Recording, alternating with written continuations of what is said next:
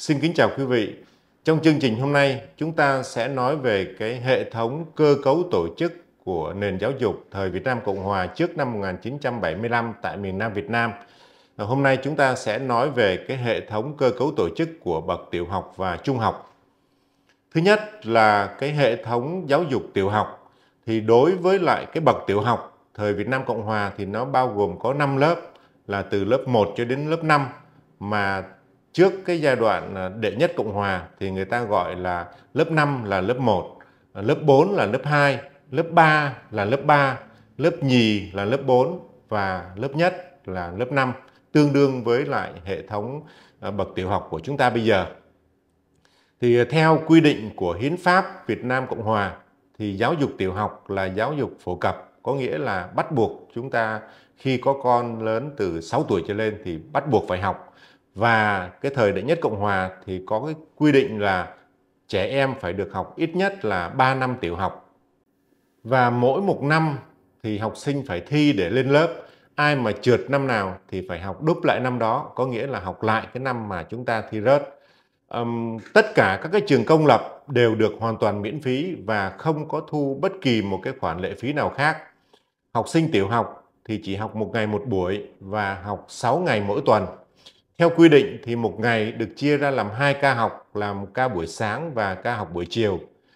Vào đầu thập niên 1970 thì Việt Nam Cộng Hòa có khoảng 2,5 triệu học sinh tiểu học, chiếm 82% tổng số thiếu niên từ 6 đến 11 tuổi. Và số học sinh này thì được theo học ở 5.208 trường tiểu học, đó là chưa kể các cơ sở ở Phú Bổn, Vĩnh Long và Sa Đéc. Tất cả trẻ em từ 6 tuổi trở lên đều được nhận vào học lớp 1 để bắt đầu bậc tiểu học. Phụ huynh thì có thể lựa chọn cho con em chúng ta học miễn phí cho đến hết bậc tiểu học tại các cái trường công lập và không phải tốn học phí. Còn các cái trường tư thục thì phải đóng học phí nếu mà chúng ta không muốn con em chúng ta học ở trường công. Năm lớp 1 hay thời đệ nhất Cộng Hòa gọi là lớp 5, cấp tiểu học mỗi tuần học 25 giờ, trong đó có 9,5 giờ là học môn quốc văn, 2 giờ là học bổn phận công dân và đức dục, hay chúng ta còn gọi là công dân giáo dục. Lớp 2 trước năm 1967 thì gọi là lớp 4, thì quốc văn giảm xuống còn 8 tiếng, nhưng thêm 2 giờ sử ký và địa lý. Lớp 3 trở lên thì 3 môn quốc văn, công dân và sử địa chiếm 12 đến 13 tiếng mỗi tuần. Một năm học được kéo dài 9 tháng và có 3 tháng nghỉ hè. Trong một năm học thì có khoảng 10 ngày được nghỉ lễ do Hiến pháp Việt Nam Cộng Hòa quy định. Riêng đối với sắc tộc người Thượng thì sắc luật 033 ngày 29 tháng 8 năm 1967 ấn định việc giảng dạy thổ ngữ cùng với việc dạy tiếng Việt ở bậc tiểu học, nên có 4 bộ sách giáo khoa dùng cho 4 thứ tiếng là tiếng Gia Rai, Gia Đê, Ca Ho và Ba Na. Đến năm 1971 thì hoàn thành tổng cộng là 12 bộ sách cho 12 ngôn ngữ Thượng.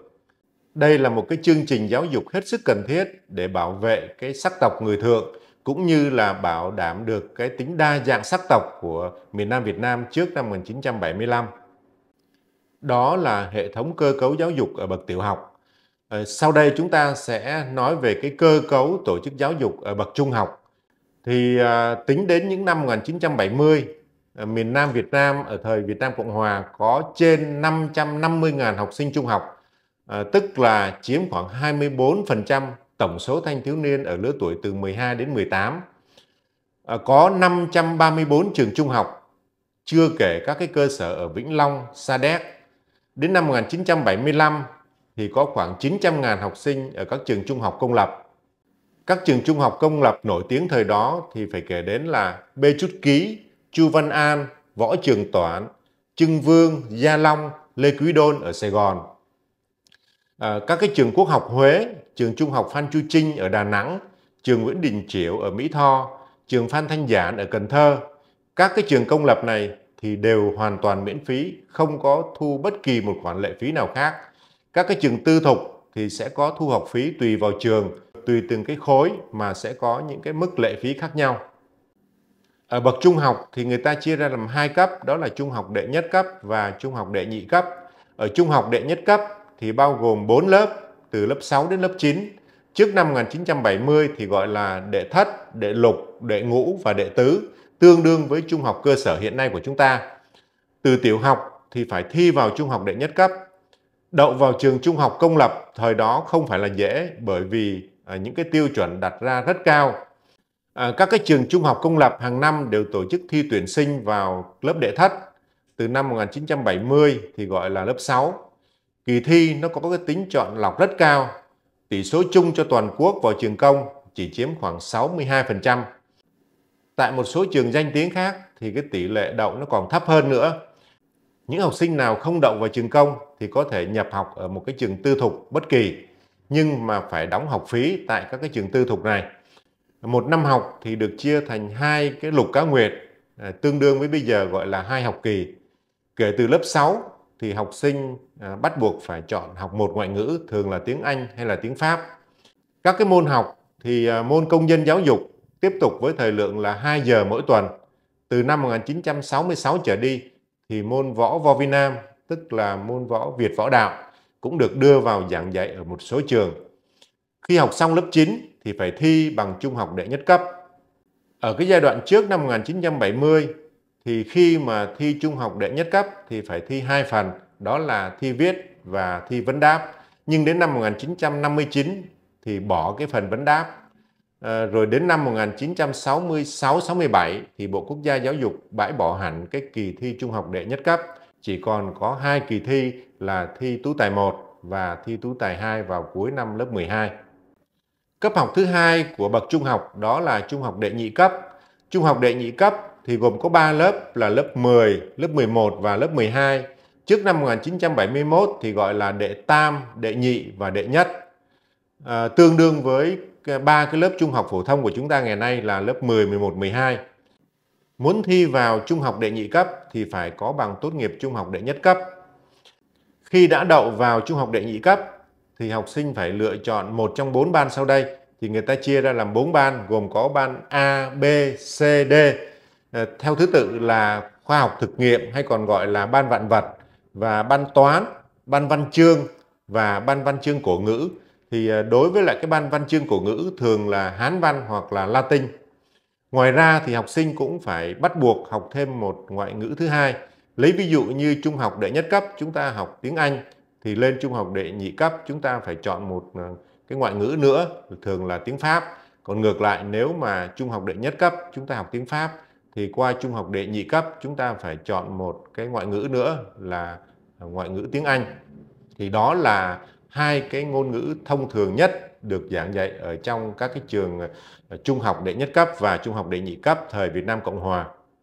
Sau khi học sinh học hết lớp 10 thì sẽ được học năm lớp 11. Sau khi học xong cái chương trình lớp 11 thì sẽ thi tú tài 1. Khi đậu tú tài 1 thì mới được vào học lớp 12. Sau khi học xong lớp 12 thì phải thi một cái kỳ thi nữa gọi là thi tú tài 2 hay là gọi là tú tài toàn phần. Nhưng đến niên học 1972-1973 thì Bộ Quốc gia Giáo dục bỏ cái kỳ thi tú tài 1 và chỉ còn giữ lại một kỳ thi tú tài 2 hay người ta còn gọi là thi tú tài toàn phần. Vào cái thời đó thì các cái thí sinh phải thi tất cả các cái nội dung đã học, không trừ một cái môn nào, chỉ có trừ môn thể dục, và cũng không có giới hạn trong cái chương trình học. Chúng ta học cái môn nào thì phải thi trọn vẹn, và cái nội dung ra đề thi thì cũng nằm ở trong các cái chương trình đã học, chứ không được giới hạn một cái phần nào ở trong cái chương trình đã. Về hình thức thi thì kể từ năm 1974 người ta cũng bỏ cái lối viết tự luận, hay thời đó người ta gọi là cái viết bài luận, mà đã được thi theo cái lối trắc nghiệm, nó có tính chất khách quan hơn. Mỗi năm thì thường có 2 cái đợt thi tú tài được tổ chức vào tháng 6 và tháng 8 hàng năm. Vào thời đó thì tỷ lệ đậu tú tài 1 nó chỉ chiếm khoảng 15 đến 30% và tú tài 2 thì chỉ có đậu khoảng 30 đến 45%. Tại các cái trường công lập thì cái tỷ lệ đậu cao hơn ở các cái trường tư thục, do phần lớn học sinh đã được sàng lọc rất kỹ qua cái kỳ thi vào lớp 6 rồi. Do tỷ lệ đậu ở các cái kỳ thi tú tài nó rất là thấp, chính vì vậy mà cái việc đậu vào một trường đại học là một chuyện vô cùng khó vào cái thời đó. Thí sinh đậu thì được xếp thành những cái hạng như sau. Thứ nhất là hạng tối ưu thì phải đạt từ 18 trên 20 điểm trở lên. Còn thí sinh mà đậu tú tài 2 hạng tối ưu vào cái thời đó thì rất là hiếm, và mỗi một năm thì toàn Việt Nam Cộng Hòa chỉ đậu được khoảng vài em thôi. Và cũng có năm thì không có một em nào đậu hạng tối ưu hết. Còn hạng ưu thì phải đạt được từ 16 trên 20 điểm trở lên. Hạng bình thì từ 14 trên 20 điểm. Hạng bình thứ là 12 trên 20 điểm. Và hạng thứ là 10 trên 20 điểm, tương đương với 5 trên 10 ngày nay. Ở một số trường trung học thì người ta chia theo cái giới tính. Như ở Sài Gòn thì có trường Bê Trút Ký, trường Chu Văn An, trường Võ Trường Toản, trường Hồ Ngọc Cẩn ở Gia Định, và các cái trường Quốc học Huế, trường Phan Chu Trinh ở Đà Nẵng, Cường Để ở Quy Nhơn, Tăng Bạt Hổ ở Bồng Sơn, Võ Tánh ở Nha Trang, Trần Hưng Đạo ở Đà Lạt, Nguyễn Đình Chiểu ở Mỹ Tho, Phan Thanh Giản ở Cần Thơ, thì những trường này dành cho nam sinh. Các trường trung học khác như là trường Trưng Vương, trường Gia Long, trường Lê Văn Duyệt, trường Nữ Trung học Đồng Khánh ở Huế, trường Nữ Trung học Hồng Đức, Đà Nẵng, trường Nữ Trung học Bùi Thị Xuân ở Đà Lạt, trường Nữ Trung học Lê Ngọc Hân ở Mỹ Tho, trường Nữ Trung học Đoàn Thị Điểm ở Cần Thơ, thì những trường này chỉ dành cho nữ sinh. Học sinh trung học thời bây giờ thì đi học là nữ sinh thì mặc áo dài trắng, quần trắng hoặc là quần đen, còn nam sinh thì mặc áo sơ mi trắng và quần màu xanh dương. Như vậy là tôi vừa trình bày với quý vị về cái hình thức tổ chức giáo dục ở hai cấp tiểu học và cấp trung học dưới thời Việt Nam Cộng Hòa trước năm 1975 tại miền Nam Việt Nam. Xin chân thành cảm ơn quý vị đã quan tâm theo dõi. Xin quý vị like, chia sẻ, đăng ký kênh để theo dõi những chương trình đặc biệt của chúng tôi về nền giáo dục tại miền Nam Việt Nam trước năm 1975. Xin chân thành cảm ơn quý vị đã quan tâm theo dõi.